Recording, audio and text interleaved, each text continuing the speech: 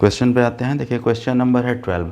Question कहा गया है कि यदि दो चार्ज पार्टिकल्स जो कुछ डिस्टेंस पे सिचुएटेड हैं उनके बीच का फोर्स है F, यानी कुछ दो चार्ज पार्टिकल्स हैं और वो कुछ डिस्टेंस पे रखे गए हैं और उनके बीच का फोर्स है F।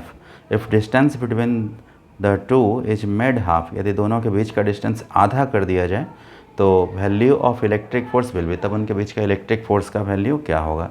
तो देखिए इनिशियल सिचुएशन में मान लिया जाए कि दो चार्जेज हैं Q1 और Q2 और उनके बीच का सेपरेशन हम लोग बीच का डिस्टेंस मान लेते हैं कि वो है R।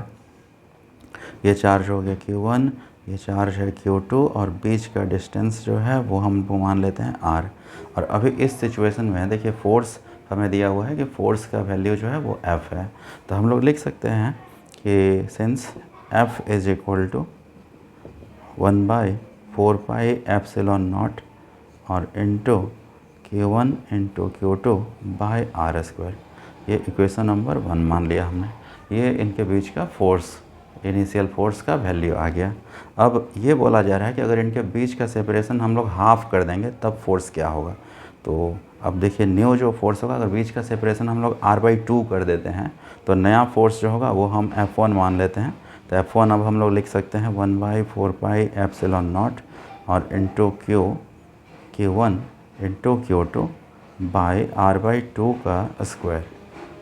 अब इससे सॉल्व करेंगे तो ये आ जाएगा 1/4πε0 इंटू हो जाना चाहिए Q1 into Q2 by R² और इंटू 4 ऊपर चला जाएगा, यानी जो R²/4 होगा यहाँ पे उसमें से जो 4 है वो हम लोग ऊपर लिख दिए। अब इससे करने पर देखिए आप देख सकते हैं कि जो हमारा रिज़ल्ट आया हुआ है वो F1 का वैल्यू हम लोग ऐसे लिख सकते हैं कि 1/4πε0 इंटू हम लोग लिखेंगे Q1 into Q2 by R² और इंटू 4। इसका मतलब है ये जो ब्रैकेट में लिखा हुआ टर्म है इक्वेशन 1 से आप कह सकते हैं कि ये F है। तो इस तरह से ये हमारा हो जाएगा F इंटू 4 और फाइनल आंसर हो जाएगा 4F।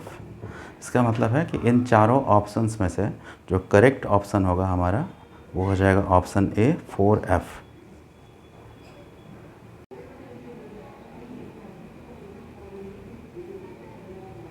देखिए क्वेश्चन नंबर है 31 और इस क्वेश्चन में पूछा जा रहा है कि the quantum of electric charge in ESU is, यानी quantum of electric charge electrostatic unit में कितना होगा। तो क्वांटम ऑफ इलेक्ट्रिक चार्ज का देखिए मतलब होता है 1 क्वांटा इलेक्ट्रिक चार्ज। तो हमें ये पूछा जा रहा है कि 1 क्वांटा, तो 1 quanta charge is equal to होता है 1.6 इंटू 10⁻⁻19 कूलम। और ये पूछा जा रहा है कि ये कितना ESU होगा, इसका वैल्यू कितना ESU होगा ये पूछा जा रहा है।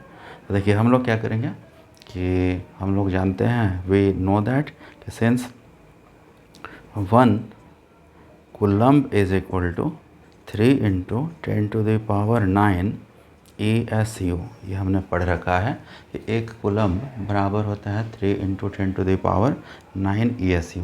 अब देयरफॉर लिख देंगे ये 1.6 into 10⁻⁻19 coulomb is equal to, ये आ जाएगा 3 इंटू 10⁻⁹ इंटू 1.6 इंटू 10⁻⁻19।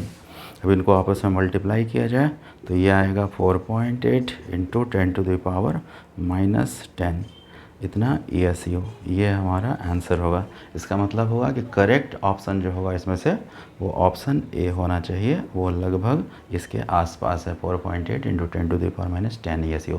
क्वेश्चन में देखिए एक चीज़ ये पूछा गया था कि quantum of electric charge ESU क्या होगा। इसका मतलब ये पूछा जा रहा है कि 1 क्वांटा चार्ज जो है कितना ESU होगा। तो देखिए 1 क्वांटा चार्ज का मतलब होता था 1.6 इंटू 10⁻⁻19 कूलम। तो हम लोग ये जानते हैं कि 1 coulomb is equal to 3 into 10⁻9 ESU है, इसलिए 1 क्वांटा का मतलब 1.6 इंटू 10⁻19 कूलम कितना ESU होगा। तो ये मल्टीप्लाई कर देंगे, मल्टीप्लाई करने पर ये ऑप्शन आएगा, ये हमारा सही आंसर होगा। देखिए क्वेश्चन है क्वेश्चन नंबर 32। पूछा जा रहा है कि which of the following ratio is constant for an isolated conductor, यानी कौन सा रेशियो इसमें से कांस्टेंट होता है। तो देखिए ये ए नंबर ऑप्शन जो है टोटल चार्ज बाय पोटेंशियल, यही हमारा करेक्ट ऑप्शन होगा। क्यों होगा, देखिए आप लोगों ने कैपेसिटर चैप्टर में पढ़ लिया है कि एक फार्मूला हम लोग यूज करते थे, Q is equal to C into V, और इससे हम लोग C इज़ इक्वल टू लिखेंगे Q बाई वी। अब यहाँ पे C जो है वो कांस्टेंट टर्म है, ये कांस्टेंट होता है किसी कंडक्टर के लिए, और इसका वैल्यू होता है Q यानी टोटल चार्ज बाय पोटेंशियल। तो ये जो रिलेशन है कि C is equal to Q by V, Q यहाँ पे जो है वो है टोटल चार्ज और V यहाँ पे है पोटेंशियल जो ऑप्शन ए है, और इन दोनों का रेशियो यानी टोटल चार्ज बाय पोटेंशियल जो है इसका रेशियो C होता है, और C यहाँ पर एक कांस्टेंट है, C जो है वो कांस्टेंट होता है।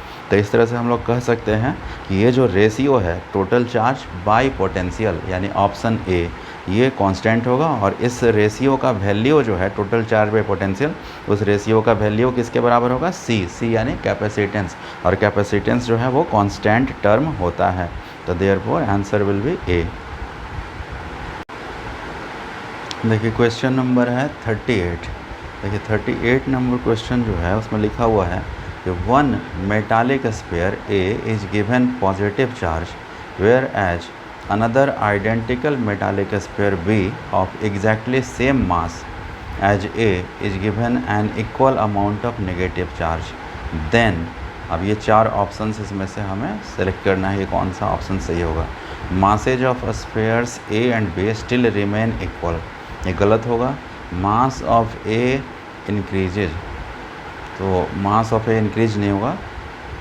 मास ऑफ बी डिक्रीजेज, ये भी गलत होगा। मास ऑफ बी इंक्रीजेज, ये ऑप्शन सही होगा। देखिए क्या हुआ है कि यहाँ पे स्फीयर जो है स्फीयर बी उसको नेगेटिव चार्ज दिया गया है, तो नेगेटिव चार्ज देने का मतलब हुआ कि इलेक्ट्रॉन सप्लाई किया गया है, क्योंकि इलेक्ट्रॉन देने से ही नेगेटिव चार्ज का बढ़ोतरी होता है। तो इसका अर्थ ये हुआ कि जिस भी स्फीयर को हम लोग इलेक्ट्रॉन यानी नेगेटिव चार्ज सप्लाई करेंगे, तो इलेक्ट्रॉन देने से, इलेक्ट्रॉन में कुछ मास भी होता है, तो मान लीजिए इलेक्ट्रॉन दिया जाएगा किसी भी स्फीयर को, तो इलेक्ट्रॉन देने से उसका मास, इलेक्ट्रॉन में भी स्लाइटली मास होता है, छोटा हल्का मास, कम मास होता है, तो उस मास की वजह से उस जिस भी स्फीयर को अगर हम नेगेटिव चार्ज देंगे यानी इलेक्ट्रॉन देंगे, उसका मास इंक्रीज होगा। तो यहाँ पर मास जो है स्फीयर बी का इंक्रीज होगा, यानी हमारा सही ऑप्शन जो होगा वो होगा ऑप्शन डी। यहाँ पर यह हम लोग बोल सकते हैं कि जो ऑप्शन डी है वो करेक्ट ऑप्शन होगा। और बाकी देखिए masses of spheres A and be still remain equal, ये नहीं पॉसिबल है, ए और बी का मास सेम नहीं रह पाएगा। जिस स्फीयर का देखिए पॉजिटिव चार्ज दिया गया, इसका मतलब कि उसमें इलेक्ट्रॉन की डिफिशियंसी हो गई, तो उसका मास स्लाइटली डिक्रीज हो जाएगा, तो दोनों का मास इक्वल नहीं रह पाएगा। मास ऑफ ए इंक्रीज, ये गलत है। जिस भी पार्टिकल को पॉजिटिव चार्ज दिया जाएगा, इसका मतलब कि उसमें से इलेक्ट्रॉन निकाल लिया जाएगा, इलेक्ट्रॉन का डिफिशियंसी होगा। इलेक्ट्रॉन डिफिशियंसी होने से उसका मास जो है वो डिक्रीज होगा, ना कि इंक्रीज। तो ये ऑप्शन बी गलत है। Mass of B decrease, B का जो है ऑप्शन सी जो है वो भी गलत होगा कि बी का जो मास है वो डिक्रीज नहीं होगा बल्कि वो इंक्रीज ही होगा, इसलिए ऑप्शन डी हमारा करेक्ट ऑप्शन होगा। क्वेश्चन नंबर है 41। देखिए क्वेश्चन 41 में ये कहा जा रहा है कि the electric potential in equatorial position of an electric dipole is. Equatorial position का मतलब होता है ब्रॉड साइड ऑन पोजीशन, यानी परपेंडिकुलर बाइसेक्टर वाला पोजीशन। तो हम लोगों ने देखिए पढ़ रखा है कि किसी भी इलेक्ट्रिक डाइपोल के कारण उसके ब्रॉड साइड ऑन पोजीशन पे जो पोटेंशियल का वैल्यू है वो ज़ीरो होता है। तो यहाँ पे ऑप्शन होगा हमारा डी, क्योंकि हमने ऑलरेडी देखिए पढ़ लिया है कि किसी भी एक इलेक्ट्रिक डाइपोल के परपेंडिकुलर बाइसेक्टर वाला जो पोजीशन है यानी इक्वेटोरियल पोजीशन है, वहाँ पे पोटेंशियल जीरो हमने कैलकुलेट किया था। आप थ्योरी में देख सकते हैं परपेंडिकुलर बाइसेक्टर पे पोटेंशियल हम लोगों ने कैलकुलेट किया था ज़ीरो, इसलिए ऑप्शन होगा डी।